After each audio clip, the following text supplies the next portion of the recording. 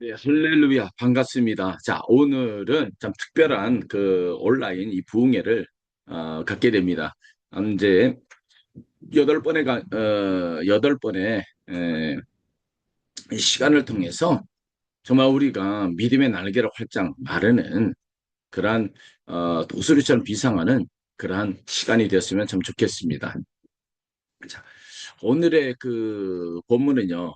자, 골로새서 1장 15절부터 20절의 그 말씀, 그리고 요한복음 14장 그 6절과 그리고 이사야 40장 28절과 31절의 그 말씀을 통해서 자, 내 존재의 이 근원이신 자, 우리가 예수님을 자, 만나는 그런 복된 시간이 되었으면 참 좋겠습니다.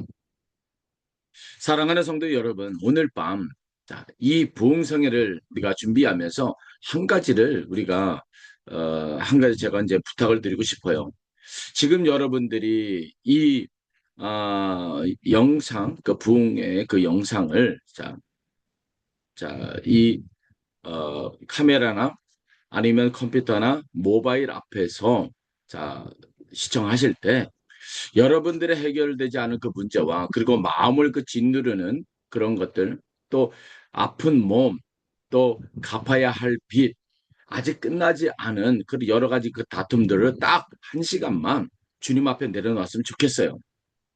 그래서 오직 한 마음만 이 품고 오늘 이 시간 주님께서 나에게 무슨 말씀을 하시려는가를 살펴보는 그런 복된 시간이 되었으면 참 좋겠습니다.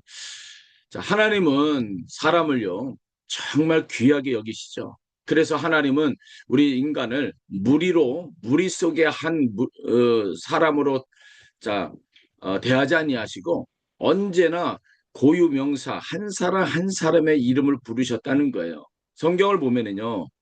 아브라함아, 그 모세야, 또 사무엘아, 시몬아, 사케오야, 사오라, 다윗아, 자 이렇게 부르셨고요. 또 예수님도요. 또 오셔서 그의 제자들 이름들을 하나하나 자 부르셨습니다. 성도 여러분, 하나님은 자 여러분들을 군종 속의 한 사람으로 보지 않으십니다. 하나님은 여러분의 이름을 다 기억하시고 부르신다는 그 사실들입니다. 요한복음 20장의 그 한 장면을 잠깐 이게 생각해보고 또 그려본다면 부활의 그 아침에 자 어떤 일이 있었죠? 자 아직 어두울 때 한 여인이 자 예수님의 무덤가에서 울고 있었어요. 자 그 사람이 바로 막달라 그 마리아였습니다. 그 여인은요 일곱 귀신에 매여 살던 그 여인이었어요. 사람들이 그녀의 이름을 부르지도 않았습니다. 쳐다보지도 않았습니다. 아마 그 여인이 지나갈 때마다 자 손가락질을 했을 것이에요. 그런데 예수님이 자 그녀를 자 살리셨죠.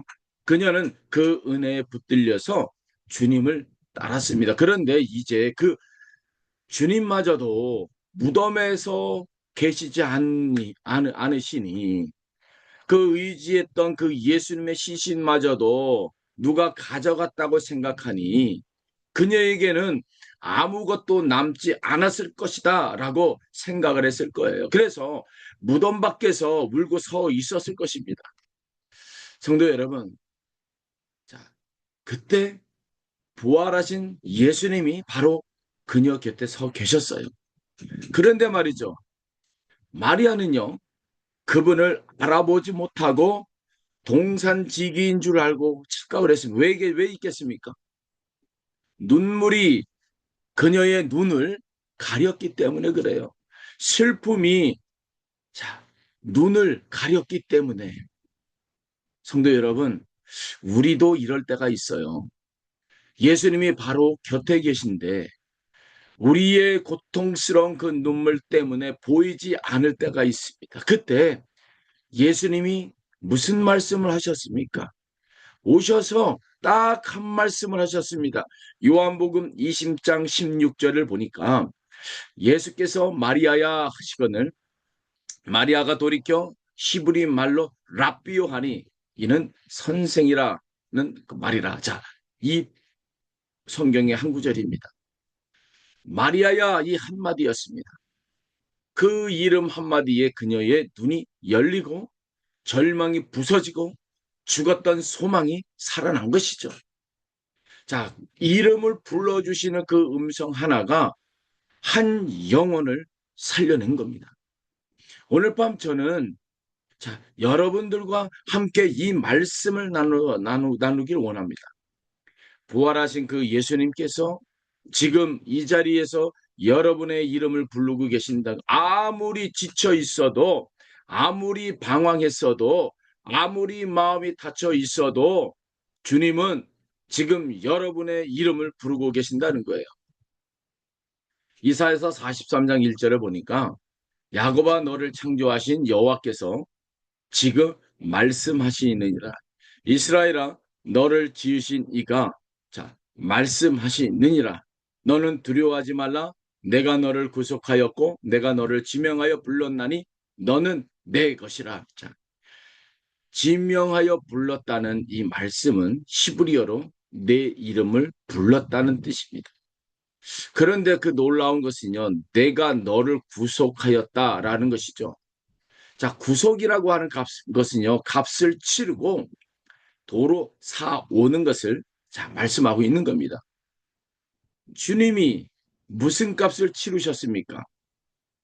자, 그는 피값으로 치루었다고 말하고 있어요. 그리고 그 피로 사신 자, 이름을 자, 부르시는데 바로 너는 내 것이다 라고 말하고 있는 것이죠. 오늘 밤 이 말씀이 여러분의 심령에 박히기를 원한 너는 내 것이다. 여러분은 우연이 아니라 여러분은 주의 피로 사신 하나님의 소유인 것이죠. 저는 오늘 이 오늘 본문을 세 가지로 오늘 선포를 하는데 첫째는요. 예수 그리스도는 내 존재의 근원이시다는 거죠. 존재의 근원에 대한 부분들. 그리고 두 번째는요. 예수 그리스도는 내 존재의 목적이 된 거 있고 내 존재의 그 목적 그렇죠. 세 번째는요.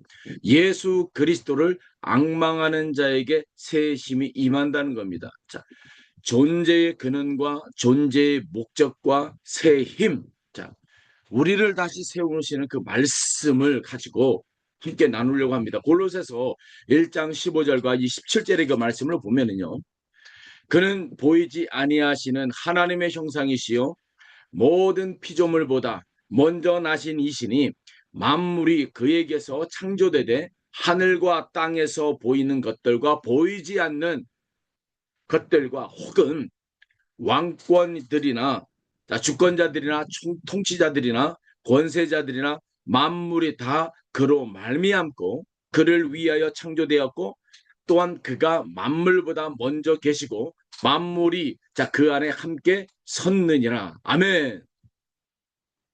성도 여러분, 이 본문이요 왜 쓰였는지를 알아야 자, 내 존재의 이 근원들이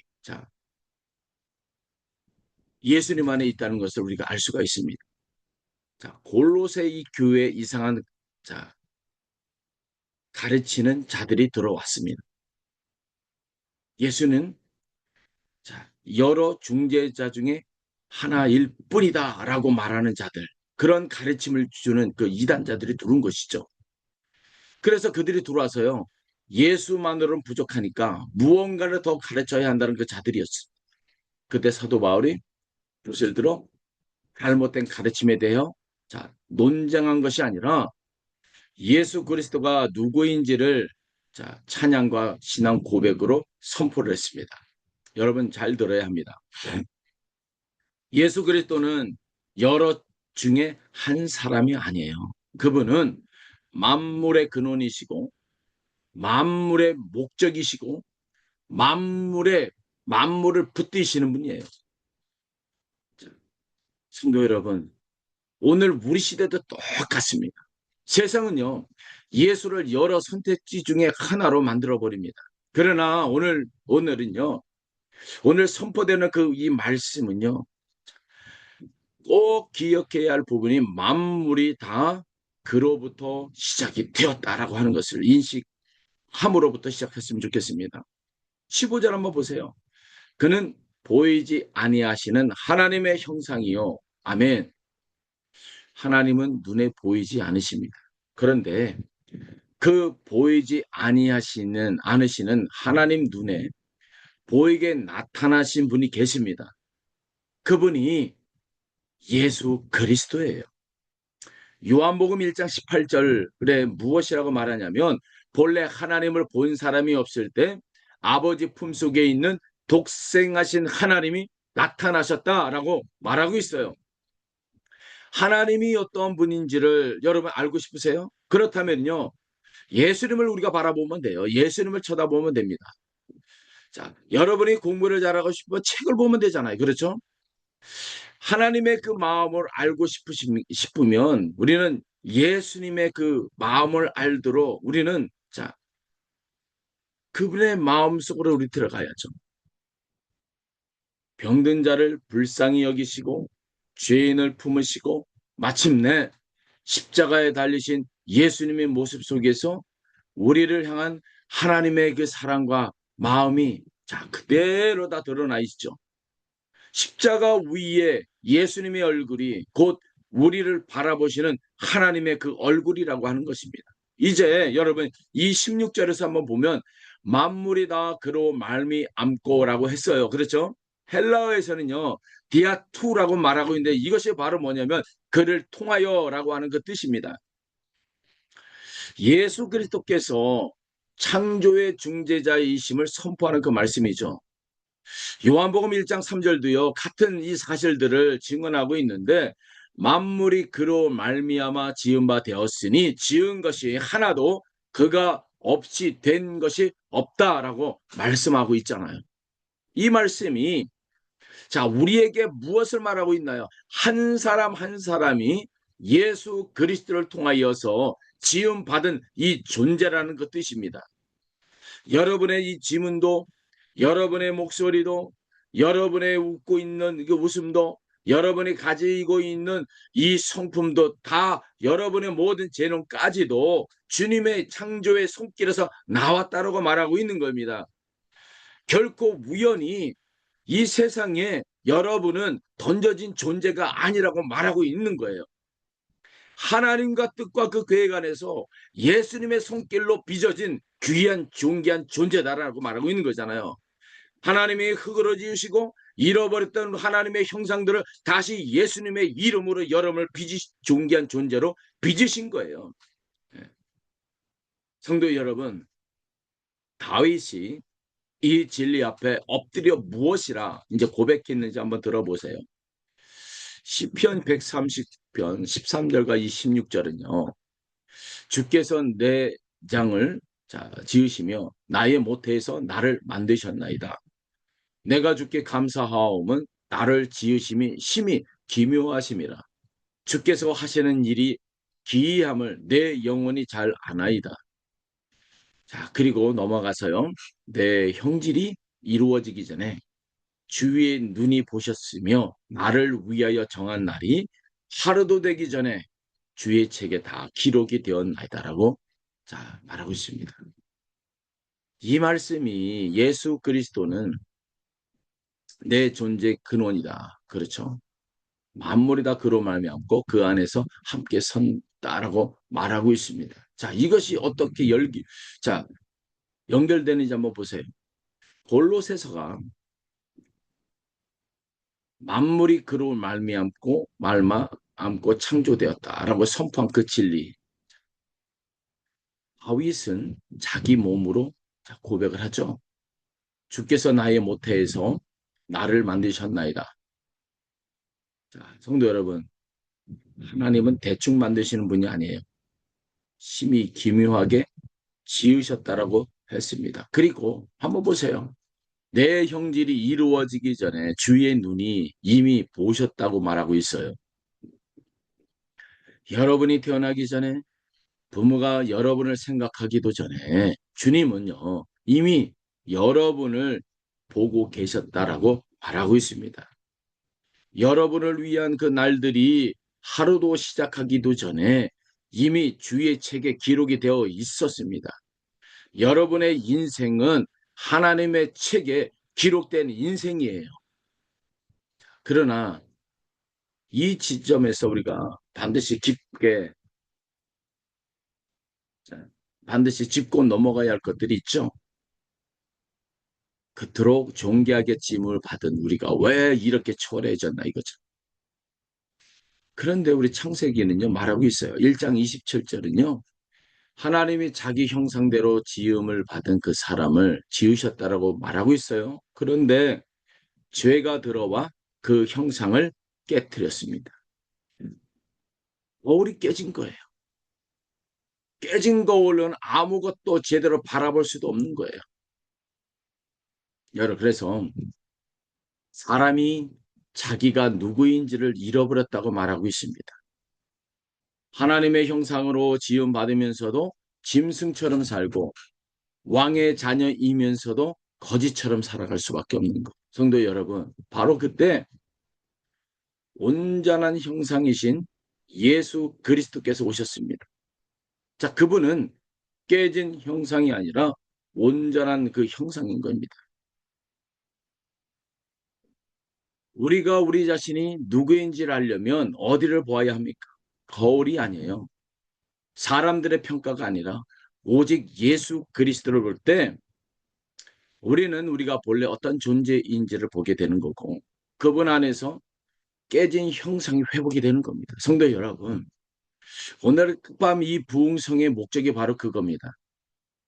일그러진 우리의 형상이 예수 그리스도 안에서 회복이 되어지는 거.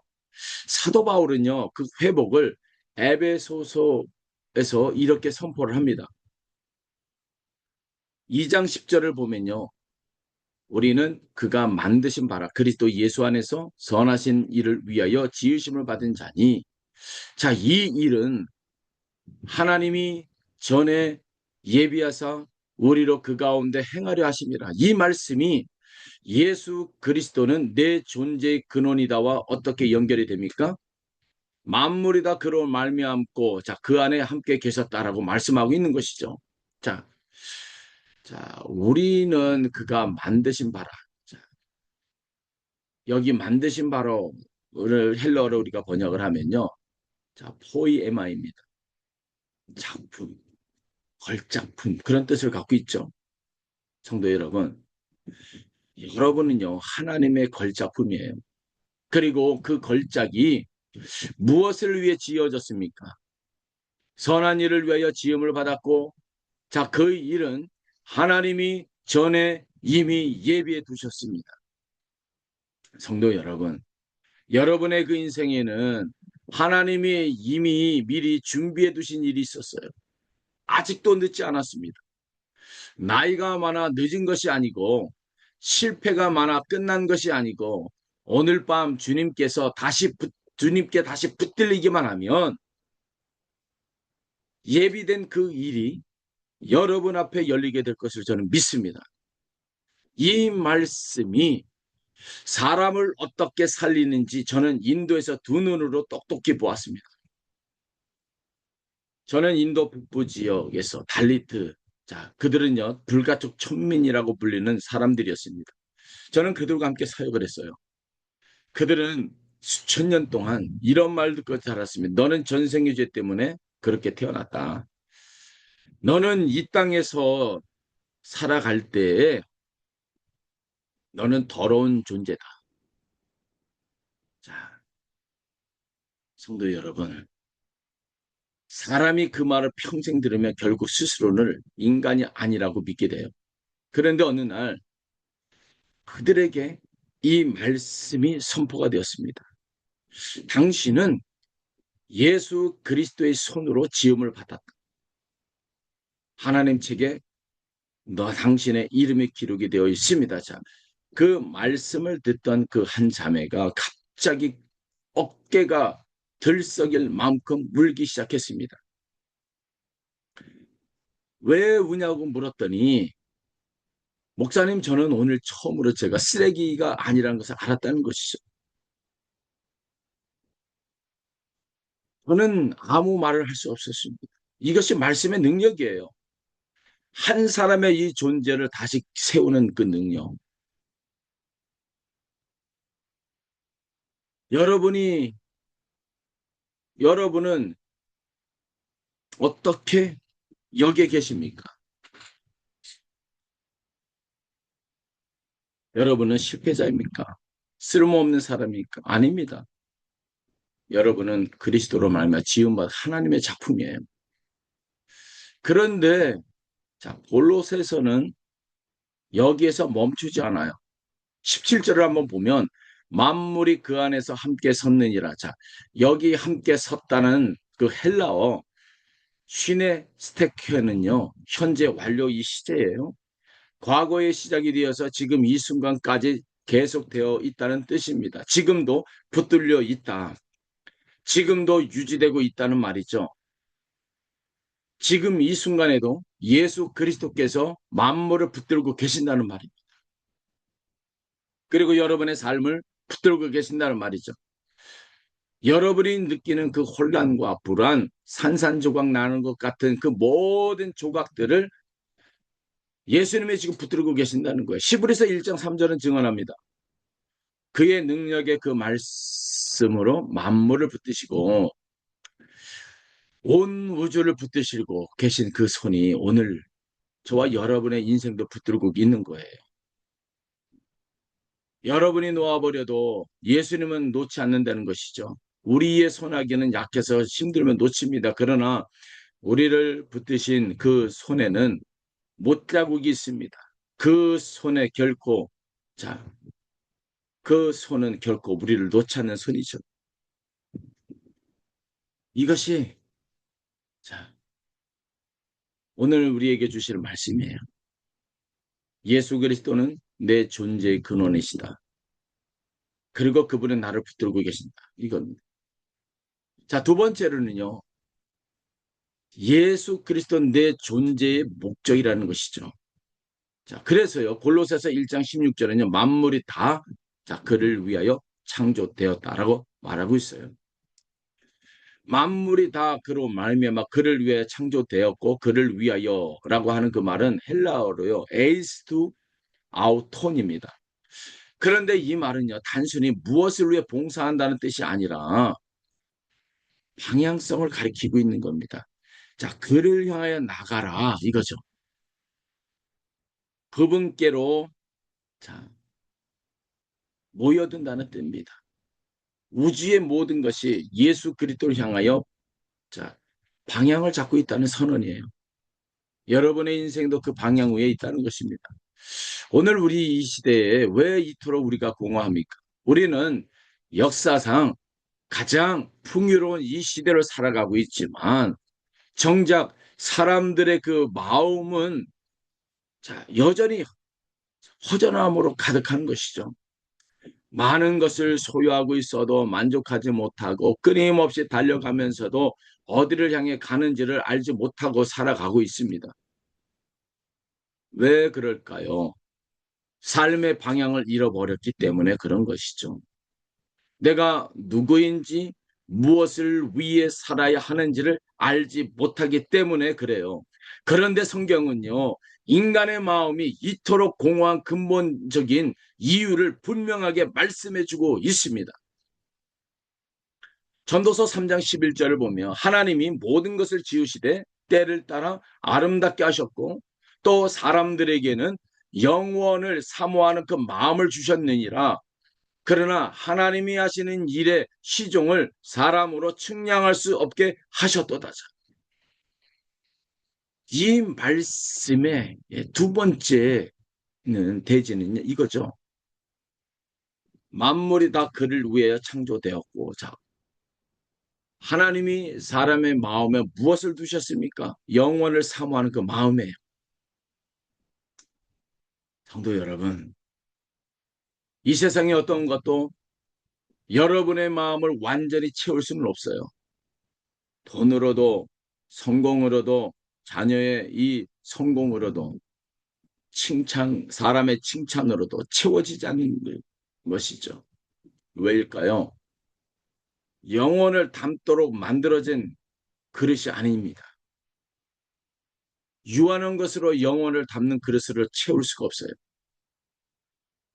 여러분 안에 그 채워지지 않는 그 빈자리는 결함이 아니라 오직 예수 그리스도만이 채울 수 있는 하나님이 만들어주신 그 자리인 겁니다. 여러분 요한복음 4장의 그 한 여인을 기억하시나요? 수가성 우물가의 그 사마리아 그 여인이죠. 그녀는 왜 이 뜨거운 대낮에 혼자 길을 걸어갔을까? 사람들을 피하기 위해서였죠. 남편이 다섯이나 있었고, 야, 지금 함께 사는 자도 남편이 또 아니에요. 사람들의 그 농락과 이 수군거림이 견딜 수가 없었기 때문에 아무도 없는 이 한낮을 택한 거예요. 성도 여러분, 그녀는 목이 말라 물동이를 들고 나왔지만 사실 그녀의 진짜 갈증은요, 물로 채워지는 이 갈증이 아니었죠. 남편 다섯이 있었지만 그것으로도 채워지지 않는 그 갈증이었다는 거예요. 그때 예수님은 그 우물가에 앉아 계셨습니다. 그리고 이렇게 말씀하셨죠. 요한복음 4장 13절과 그 14절의 말씀을 보면 예수님께서 대답하여 이르시되 이 물을 마시는 자는 다시 목마를 거리니와 내가 주는 물을 마시는 자는 영원히 목마르지 아니하리니 내가 주는 물은 그 속에서 영생이 솟아나도록 솟아나는 샘물이 되게 하리라. 아멘. 이 말의 이 초점은 이거죠. 예수님은 이 세상 우물의 정체성을 정확히 밝히고 있는 겁니다. 이것이 바로 모든 것이 그를 위하여 예수를 위하여 창조가 되었다는 것이죠. 이 물을 마시는 자는 다시 목마를 거리니와 여러분 세상의 우물은 다 그래요. 마실 때는 시원한 것 같은데 돌아서면 또 목마릅니다. 돈을 벌면 더 벌고 싶고 인정을 받으면 더 받고 싶고 채워도 또 비어 있습니다. 그러나 예수님이 주시는 그 물은 완전히 다르죠. 그 속에 영생이 솟아나는 그 샘물이 된다고 말씀하고 있잖아요. 여러분, 속에서 길어다 붙는 물이 아니라 속에서 솟아나는 그 샘물입니다. 세상은 우리를 항아리로 만들지만 예수님은 우리를 샘으로 만든다는 것이죠. 성도 여러분, 그리고 그 여인이 어떻게 되었습니까? 놀랍죠? 물동이를 버려두고 어디로요? 동네로 달려가 외쳤다는 거예요. 내가 행한 모든 일을 내게 말하는 사람을 와서 보라. 자, 이는 그리스도가 아니냐? 성도 여러분, 그 물동이가 무엇입니까? 그녀가 평생 그 갈증을 채우려고 붙들었던 그것이에요. 참된 샘을 만나자 그 물동이가 필요가 없어진 거예요. 오늘 밤 여러분이 붙들고 있는 그 물동이가 무엇입니까? 그것으로 채우려 해도 채워지지 않던 그것을 오늘 밤 여러분 다 내려놓으세요.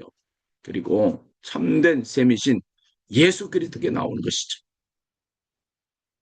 그렇다면 이 예수 그리스도가 도대체 누구시기에 우리의 존재의 목적이 되십니까? 골로새서가 이어서 그 분을 높이 들어 올리죠. 오늘 밤 가장 중요한 본입니다. 함께 봉독하겠습니다. 골로새서 1장 18절과 20절. 그는 몸인 교회의 머리시라. 그가 근본이시요 죽은 자 가운데서 먼저 나시니 이는 친히 만물의 으뜸이 되려 하심이요 아버지께서는 모든 충만으로 예수 안에 거하게 하시고 그의 십자가의 피로 화평을 이루사 만물 곧 땅에 있는 것들이나 하늘에 있는 것들이 그로 말미암아 자기와 화목하게 되기를 기뻐하심이라. 이 말씀 앞에 우리 모두는 우리의 생각을 다 내려놔야 합니다. 그는 몸인 교회의 머리시라. 교회의 머리가 목사입니까? 장로입니까? 아니에요. 예수 그리스도입니다. 그가 죽은 자들 가운데서 먼저 나시니라 했어요. 곧 부활의 첫 열매시다라는 말이죠. 예수님은요, 죽음의 문을 뚫고 나오신 첫 사람이에요. 그분이, 죽음이 그분을 붙잡을 수는 없었습니다. 무덤이 그분을 가둘 수도 없는 거예요. 그리고 그 문이 한 번 열렸기 때문에 그분께 속한 우리도 그 길을 따라 나가면 자 됩니다. 아멘. 그리고 한번 보십시오. 신이 만물의 으뜸이 되려 하신다라고 말씀하고 있습니다. 그것이 오늘 우리가 붙들어야 할 말씀이에요. 예수 그리스도는 으뜸이 되셨다는 것이죠. 우리 인생의 여러 항목 중에 하나가 아니라 으뜸이 되셨다는 것. 주일 1시간의 주인공이 아니라 365일의 주인이 되셔야 하는 것이죠. 저와 여러분들이 왜 때로는 왜 이렇게 지쳐 있습니까? 왜 이렇게 기쁨을 잃었습니까? 예수님이 으뜸의 자리에서 밀려났기 때문에 그래요. 그 자리에 돈이 있고 자식이 앉아 있고 성공이 앉아 있고 사람의 인정이 앉아 있기 때문에 오늘 밤 그 자리를 다시 예수님께 내어 드리십시오. 그것이 회복의 시작인 겁니다. 20절을 보십시오. 바로 이것이 핵심의 심장입니다. 그의 십자가의 피로 시평을 이루사. 성도 여러분, 하나님과 우리 사이에는 죄라는 그 담이 있어요. 우리 힘으로는 그 담을 넘을 수가 없습니다. 아무리 착하게 살아도 아무리 열심히 종교 생활을 해도 그 담을 넘을 수가 없습니다. 그런데 예수님이 그 담을 무너뜨리셨습니다. 무엇으로 무너뜨리셨습니까? 십자가의 피로 무너뜨리셨단 말씀하고 있어요.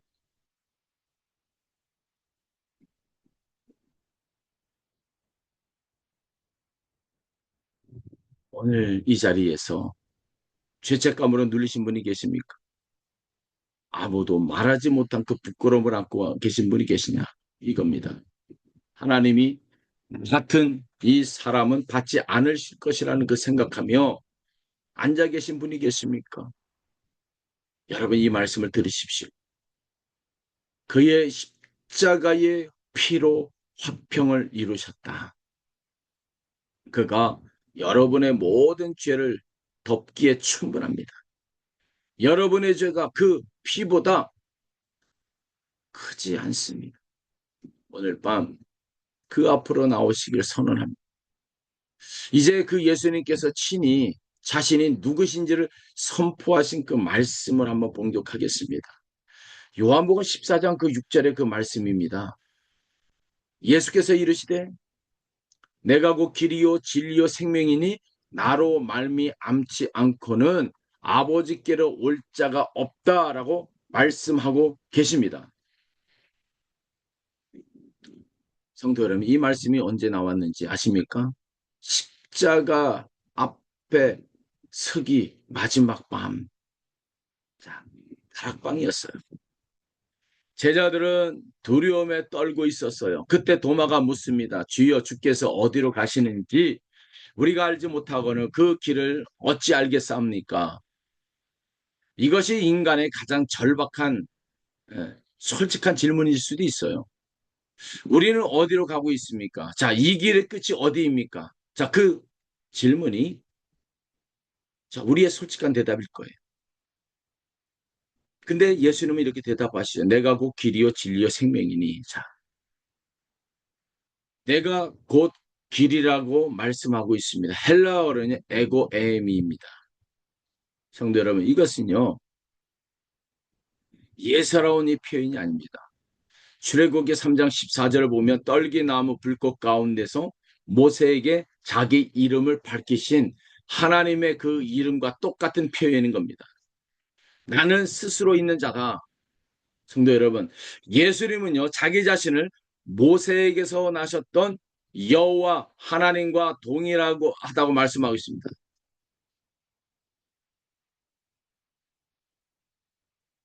모세에게 나셨던이 아닙니다. 나타나셨던. 그래서요, 내가 길이라고 하실 때 그것은요, 한 사람의 의견이 아니라 창조주 하나님의 이 선포인 겁니다. 한번 우리가 한번 생각해 볼게요. 나는 길이라 하셨어요. 예수님은 나는 여러 길 중에 하나라고 하지 않으셨고 나는 유일한 길 하나, 이 유일한 길을 선포하셨죠. 예수님은 우리에게 수천 가지 길을 내밀며 이리로 오면 행복해진다고 손짓합니다.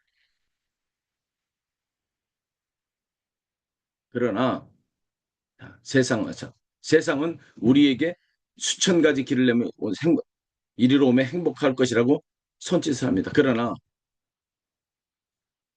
그 길 끝에서 사람들이 만나는 것은 더 깊은 이 공허일 거예요. 예수님이 길이라고 한 것은요, 우리 인생의 방향이 이 길에 있다고 말씀하는 것이죠. 우리는 표류하는 존재가 아니다. 그리스도라는 그 길 위에 설 때에 우리 인생은 갈 방향이 있다고 말하고 있는 것이죠. 그리고요, 예수님은요, 나는 진리라고 말씀하고 있잖아요. 진리는 명제가 아니에요. 진리는 이론이나 이 체계가 아닙니다. 진리는 인격인 거예요. 그 인격의 이름이 예수 그리스도인 겁니다. 그러므로 진리를 안다고 하는 것은요. 이론으로 아는 것이 아니라 그분을 아는 것이죠. 진리 안에 선다라고 하는 것은 그분 안에 거한다는 거예요. 요한복음 8장 32절이 말합니다. 진리를 알지니 진리가 너희를 자유롭게 하리라. 성도 여러분, 진리이신 그 예수 그리스도께서 여러분의 죄의 이 속박에서 두려움에서 사람의 눈치 보는 그 종로로 되셔서 그리고 무의미함에서 자유롭게 하신다 말씀하고 있는 것이죠. 그리고 예수님은 이렇게 또 말씀합니다. 나는 생명이라 말씀하셨습니다. 여기에서 생명이라고 하는 그 말은 헬라어로 조에입니다. 조에. 생명을 뜻하는 그 단어가 조에입니다. 그런데 또 하나가 있어요. 비오스.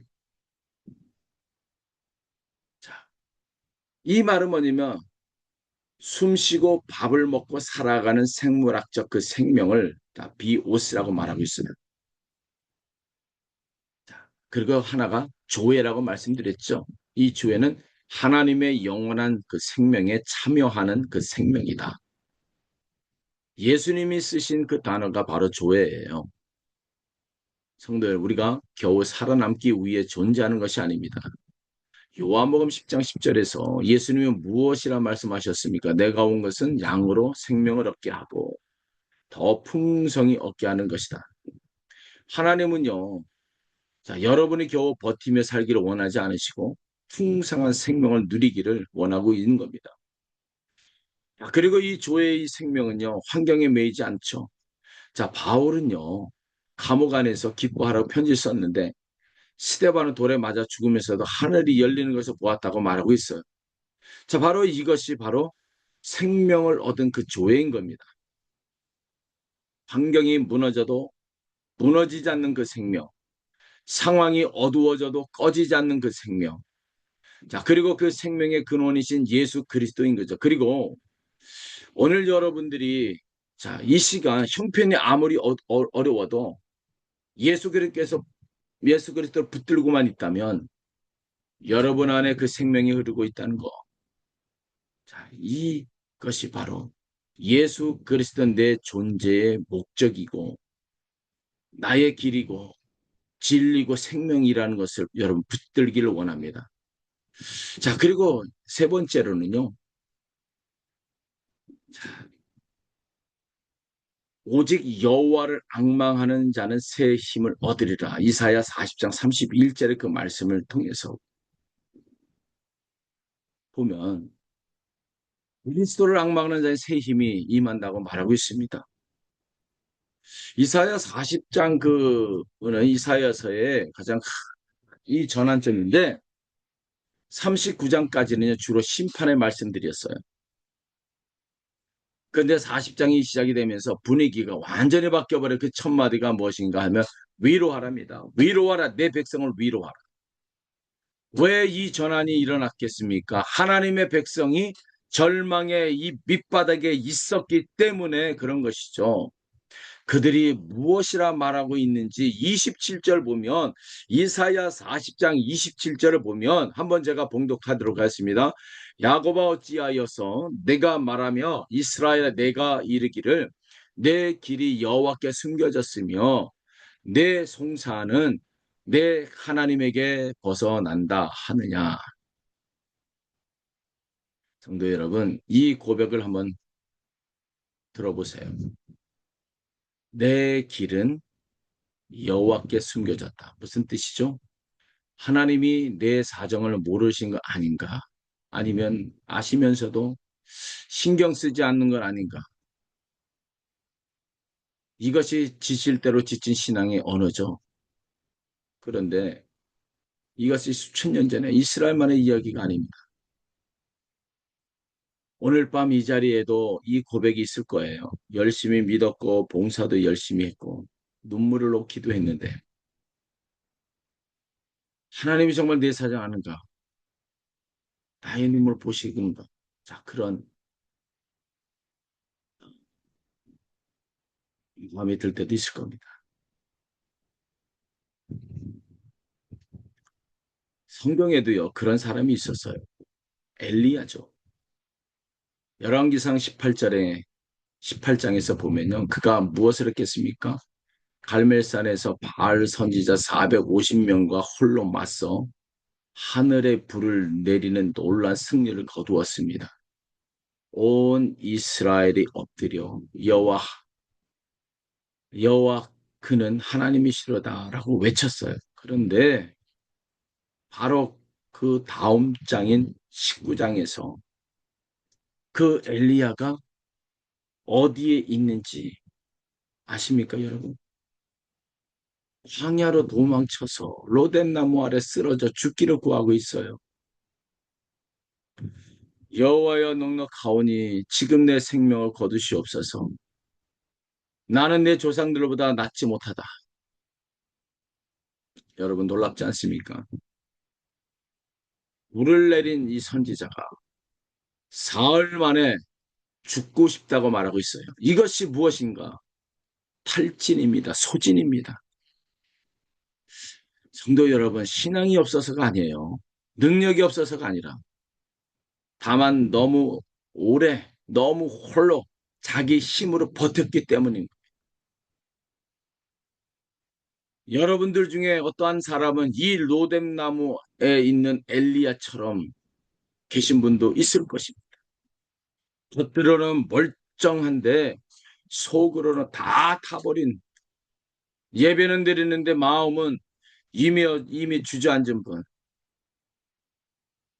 성도 여러분, 그런 엘리야에게 하나님이 어떻게 하셨는지 한번 보세요. 하나님은 야단치지 않으셨습니다. 왜 그것밖에 못 믿느냐 책망하지 않으셨고 하나님은 천사를 보내서 그를 어루만지며 먹이셨어요. 일어나서 먹어라. 그리고 다시 자게 하시고 또 어루만지시며 말씀하셨습니다. 일어나 먹어라. 내가 갈 길을 다 가지 못할까 하더라. 성도 여러분, 하나님이 지친 종을 어떻게 대하시는지 한번 보십시오. 정죄가 아니라 양식이었습니다. 채찍이 아니라 손길이었습니다. 그리고 그 음식으로 힘을 얻어 40주야를 걸어 하나님의 산에 이르렀고 40장 한번 보세요. 28절, 31절입니다. 너는 알지 못하느냐, 듣지도 못하느냐. 영원하신 하나님 여호와 땅 끝까지 창조하신 이는 피곤하지도 않으시고 곤비하지도 않으시고 명철이 한이 없으시고 피곤한 자에게 능력을 주시며 무능한 자에게 힘을 더하시나니 소년이라도 피곤하며 곤비하며 장정이라도 넘어지며 쓰러지되 오직 여호와를 앙망하는 자는 새 힘을 얻으리니 독수리 날개치며 올라갈 것이다. 다른 박질하여도 곤비하지 아니하겠고 걸어가도 피곤하지 아니하리로다. 얼마나 놀라운 대답입니까? 하나님은요 백성의 불평을 책망하지 않으셨다는 것이죠. 대신 부드럽게 물으십니다. 너는 알지 못하였느냐? 듣지 못하였느냐? 이것은요 꾸중이 아니라 초대예요. 내가 누구인지 다시 한번 기억해 보라고 하는 것이죠.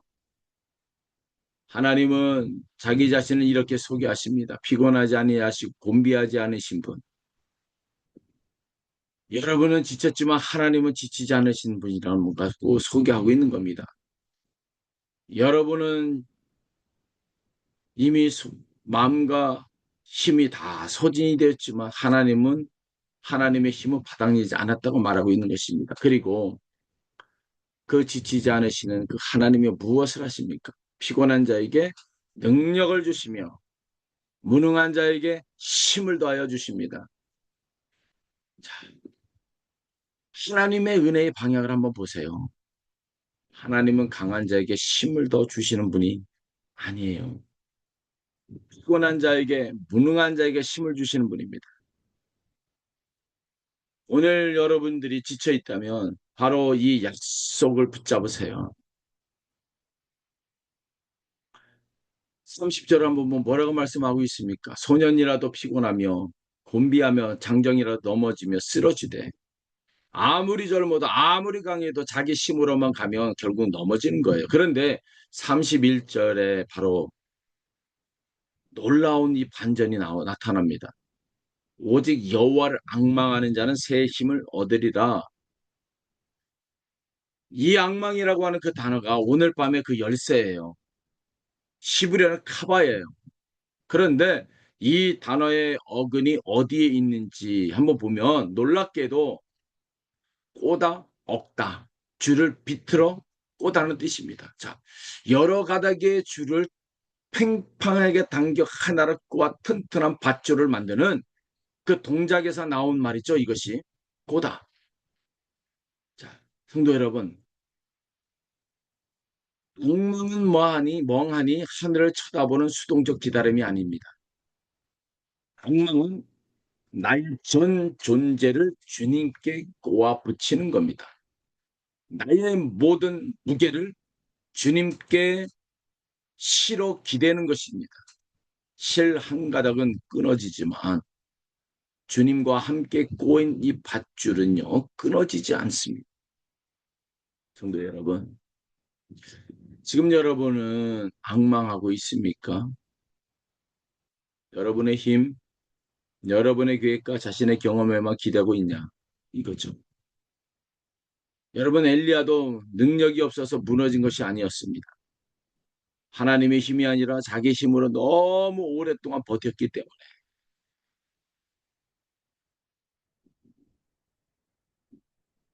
시브리서 기자는요 그 악망을 이렇게 풀어줍니다.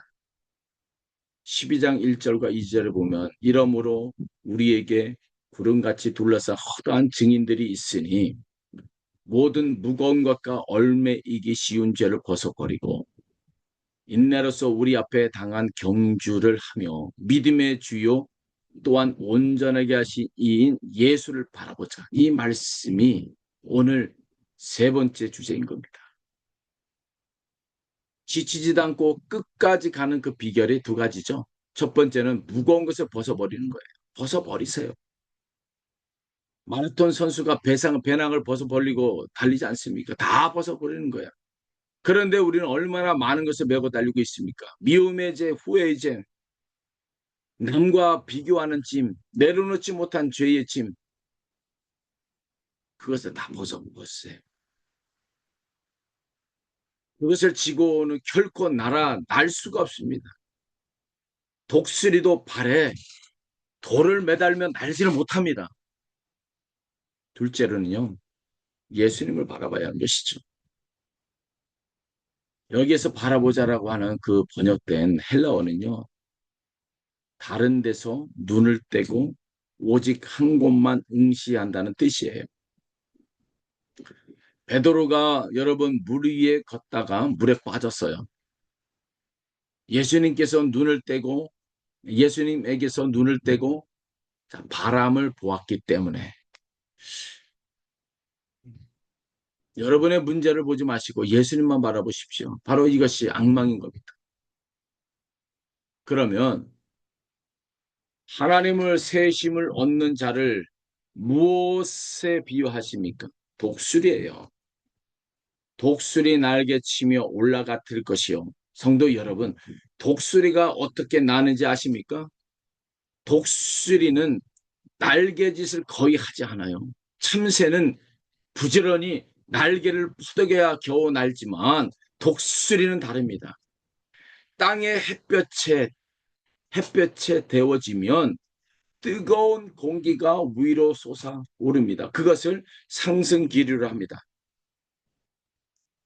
독수리는 그 기류를 찾아서 그 위에 날개를 펴고 그저 그 바람에 자신을 맡기는 겁니다. 그러면 심 하나 들이지 않고 하늘 높이 날아갑니다. 독수리가 하는 일은 단지 하나예요. 날개를 펴는 거. 자신을 그 바람에 맡기는 것입니다. 이것이 얼마나 정확한 신앙의 그림입니까? 이것이. 우리가 우리의 힘으로 파닥거리며 날아오르려고 할 때 우리는 금방 지쳐버려요. 참새처럼 온종일 푸덕거리다 탈진하고 맙니다. 그런데 여호와를 앙망하는 것, 곧 하나님의 능력이라는 상승기류 위에 날개를 펴는 것, 이것이 지치지 않고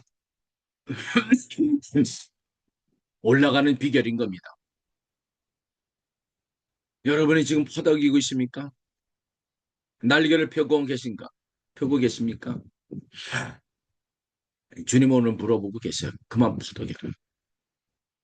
이제 날개를 펴라. 내가 너를 올리겠다 말씀하고 있어요.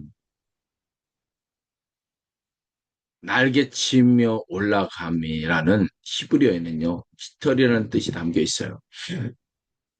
학자들은 이것이 독수리가 낡은 깃털을 갈고 새 깃털로 갱신된다는 것을 가리키고 보고 있습니다. 그래서 시편 103편에도 같은 그런 맥락이 있는데 103편 시편 103편 2절과 그 3절을 보면요. 내 영혼아 여호와를 송축하며 그의 모든 은혜를 잊지 말지어다. 그가 내 모든 죄악을 사하시며 내 모든 병을 고치시며 내 생명을 파멸하여서 속량하시고 인자와 공의의 관을 씌우시며 좋은 것으로 내 소원을 만족하게 하사 내 청춘을 독수리같이 새롭게 하시는도다. 이 말씀이 오늘 이 회복의 선포예요. 주님이 무엇을 하십니까? 내 모든 죄악을 사하시며 내 모든 병을 고치시고 내 생명을 파멸해서 속량하시고 인자와 국률로 이 관을 씌우시며 좋은 것으로 내 소원을 만족하게 하신다. 그리고 마지막에 무엇이라 말하고 있습니까? 내 청춘을 독수리같이 새롭게 하시도다. 하나님은 지친 여러분에게 더 열심히 하라고 채찍질하지 않으시고 나를 앙망하라. 내가 너의 낡은 깃털을 갈아주고 너를 새롭게 하겠다. 이것이 은혜입니다. 자, 이것이 우리가 회복해야 할 은혜인 겁니다. 31절 마지막에 놀라운 비밀이 하나 더 있어요. 세 가지 동작이 나오는데 날개치며 올라감, 하륵직박질함, 그리고 걸어감. 얼핏 보면 위대한 것에서 시시한 것으로 내려가는 것이죠. 그러나 이것은 의도된 구조이죠. 가장 화려한 것에서 시작해서 가장 일상적인 것에 내려옴으로써 우리는 그 일상의 위대함을 강조하는 것입니다.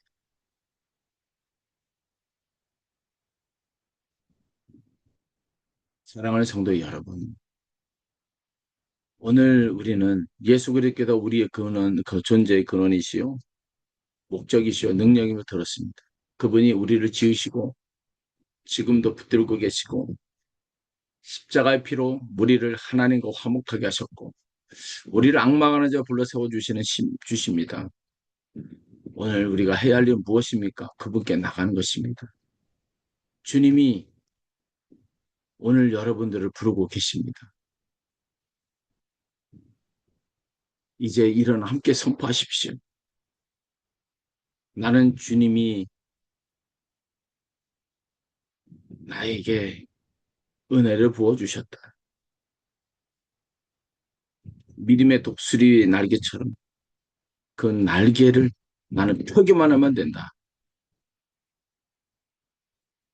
예수 그리스도는 내 인생의 최고이다. 그리고 그의 십자가 피로 나를 하나님께 화목하게 하셨다. 이 말씀이 저와 여러분의 삶 가운데서 오늘 주어지는 복된 시간 되기를 소망합니다.